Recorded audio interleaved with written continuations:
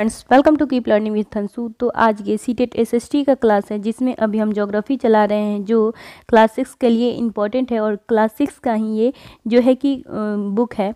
And आप लोगों को पता है कि हिस्ट्री, ज्योग्राफी और पॉलिटिकल काफ़ी इंपॉर्टेंट है जो कि आपका पेपर 2 के लिए इम्पॉर्टेंट पाया जाता है। और इसके बाद हम PYQ की जो है कि क्वेश्चन आंसर करवाएंगे। तो अगर आपको सीटेट की तैयारी हमारे साथ करनी है तो प्लीज़ चैनल से जुड़ जाएँ। तो स्टार्ट करते हैं हम आज की क्लासेस, जिसमें चैप्टर 6 है जो कि आप लोगों को पता है हमारे देश यानी भारत के बारे में, और काफ़ी इंटरेस्टेड ये है जो कि चैप्टर माना भी जाता है। आप लोग देख सकते हैं यहाँ पे लिखा है कि भारत एक बहुत बड़े जो है कि भौगोलिक विस्तार वाला देश है। उसके बाद से उत्तर में यह हिमालय के ऊंचे शिखरों से घिरा है, पश्चिम में अरब सागर, पूर्व में बंगाल की खाड़ी तथा दक्षिण में हिंद महासागर जो कि भारतीय प्रायद्वीप के तटों पर लहराते हैं। ठीक है, भारत का क्षेत्रफल जो है 32.8 लाख वर्ग किलोमीटर पाया जाता है, माना जाता है। उसके बाद से आप देख सकते हैं कि उत्तर में जो लद्दाख से लेकर दक्षिण में कन्याकुमारी तक इसका विस्तार लगभग 3200 किलोमीटर है। ठीक है, अब अगर हम इसकी स्थिति के बारे में बात करते हैं तो देख सकते हैं आप यहाँ पे लिखा गया है कि जो आपका भारत उत्तरी गोलार्ध में स्थित है। कर्क रेखा 23 डिग्री 30 उत्तर देश के लगभग मध्य भाग से होकर गुजरती है। उसके बाद से दक्षिण से उत्तर की ओर भारत की मुख्य जो भूमि का विस्तार 8 डिग्री 4 उत्तर तथा 37 डिग्री 6 उत्तर अक्षांशों के बीच है। कह रहा है कि पश्चिम से लेकर पूर्व तक भारत का विस्तार 68 डिग्री 7 पूर्व तथा 97 डिग्री 25 पूर्व देशांतरों के बीच है। ठीक है, ये जो आपका है कि वो आपके देश की स्थिति ये बता रहा है। आप देख सकते हैं कि आप जैसा कि आपने पहले पढ़ा है कि प्रत्येक 1 डिग्री देशांतर के लिए स्थानीय समय के 4 मिनट का अंतर होता है और माना जाता है। पश्चिम में गुजरात की अपेक्षा पूर्व के अरुणाचल प्रदेश में जो है सूर्योदय लगभग 2 घंटे पहले होती है। आप पहले पढ़ चुके हैं। उसके बाद से जो कि 82 डिग्री 30 पूर्व देशांतर के जो स्थानीय समय को भारत का मानक समय को क्यों माना गया है, इसे आप भी पहले अध्याय में पढ़ चुके हैं या फिर यहाँ पे आप पढ़ेंगे। अब कह रहे हैं कि भारत के पड़ोसी देश 7 देशों की जो स्थलीय सीमाएं इसकी सीमाओं से जुड़ी हुई हैं। अब आप ये चित्र देखेंगे और आपको काफ़ी चीज़ें जो है कि समझ में आएगी। और हम यहाँ पे बात करते हैं, ये जो आपका है वो भारत देश है।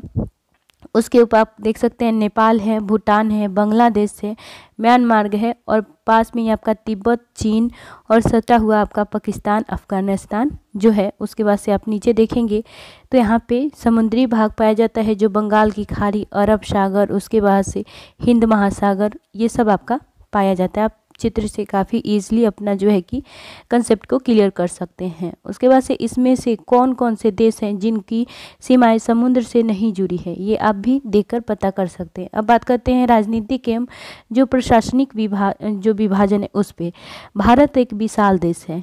आप लोगों को पता है कि जो प्रशासनिक क्रियाकलापों के लिए देश को 28 राज्य एवं 8 केंद्र शासित प्रदेशों में बांटा गया है। यहाँ पे देखिए आप, यहाँ पे सारी जो है कि नदियाँ या फिर सब चीज़ों को यहाँ पे दर्शाया गया है। ये भी चित्र आपके कंसेप्ट क्लियर करने के लिए काफ़ी इम्पोर्टेंट है। उसके बाद से अब बात करते हैं भौतिक विभाजन के बारे में। ठीक है, तो भौतिक विभाजन भारत में जो पाई जाने वाली भौतिक आकृतियाँ विभिन्न प्रकार की होती हैं, जैसे पर्वत, पठार, मैदान, तट, जो द्वीप समूह। उत्तर में बर्फ से ढका हिमालय जो संतरी का कार्य करता है। उसके बाद से हम हिम प्लस आलय का मतलब होता है बर्फ का घर। हिमालय को बर्फ का घर भी कहा जाता है।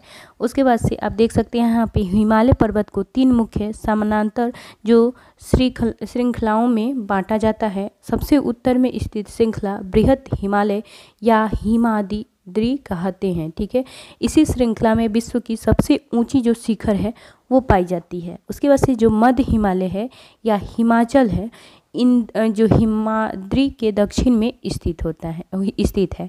बहुत से लोकप्रिय पहाड़ी स्थान यहाँ स्थित है।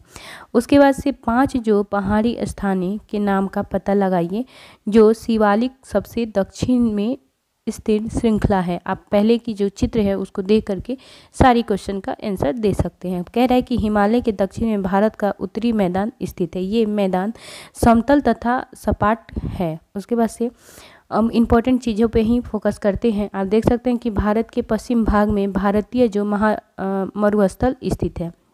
उसके बाद से उत्तरी मैदान के दक्षिण में प्रायद्वीप पठार स्थित है। कह रहा है कि विंध्य एवं जो सतपुड़ा भी महत्वपूर्ण श्रृंखलाएं यहाँ पे हैं। इन श्रृंखलाओं से होकर नर्मदा तथा ताप्ती नदी बहती है। ये भी आपका क्वेश्चन पाया जाता है। ये पश्चिम की तरफ बहने वाली नदियाँ हैं। पूछा जाएगा कि पश्चिम की तरफ बहने वाली जो नदियाँ हैं वो कौन सी है, तो नर्मदा तथा ताप्ती नदी होती है, जो अरब सागर में भी गिरती है। ये भी क्वेश्चन आपका इम्पोर्टेंट होता है, आप देख सकते हैं। उसके बाद से जैसा कि हम आपको बताते हैं, यहाँ पे पश्चिम घाट के पश्चिम में तथा पूर्व घाट के पूर्व में तटीय जो मैदान स्थित है। पश्चिम तटीय मैदान काफ़ी संकरे हैं। पूर्व तटीय मैदान जो है कि वो आपका अपेक्षाकृत चौड़ी है।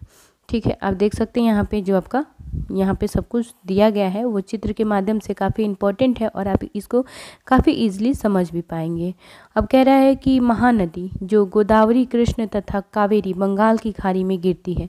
ये नदियाँ अपने जो है कि मुहाने पर उपजाऊ डेल्टा का निर्माण भी करती है। बंगाल की खाड़ी में गंगा एवं ब्रह्मपुत्र जो नदी के मुहाने पर सुंदरवन डेल्टा स्थित है। क्वेश्चन भी आपको यहाँ पे देखने को मिल जाएंगे। उसके बाद से आप देख सकते हैं कि कह रहा है कि भारत में 2 महाद्वीप भी हैं, जो 2 द्वीप समूह भी हैं। लक्षद्वीप अरब सागर में स्थित है। ये जो है कि केरल के तट से कुछ दूर स्थित प्रवाल द्वीप है। अंडमान एवं निकोबार भारत से दक्षिण पूर्व दिशा में बंगाल की खाड़ी में स्थित है। देखिए, अगर आपको इससे रिलेटेड अगर आपको कोई भी नोट्स चाहिए तो प्लीज़ आप हमारे टेलीग्राम ग्रुप से जुड़ सकते हैं और सारे क्वेश्चन का हम वहाँ पे नोट्स भी अवेलेबल करवाते हैं। तो देखिए, जैसे कि आप लोग देख सकते हैं यहाँ पे जैसा हमने अभी बताया, पूछा भी गया है कि कौन सी 2 प्रमुख नदियाँ हैं जो कि अरब सागर में मिलती है, तो नर्मदा तथा ताप्ती। और ये भी देख सकते हैं गंगा एवं ब्रह्मपुत्र के द्वारा जो बनाए गए डेल्टा का क्या नाम है, वो आप यहाँ पे देख सकते हैं। ठीक है, तो आप इससे रिलेटेड सारी क्वेश्चन या फिर आपको नोट्स चाहिए तो आप हमें टेलीग्राम से जुड़ सकते हैं। और फ्रेंड्स, अगर आपको वीडियो पसंद आए तो प्लीज़ वीडियो को लाइक करें ताकि इससे मेरा भी मनोबल बढ़ता रहे। Okay friends, thank you.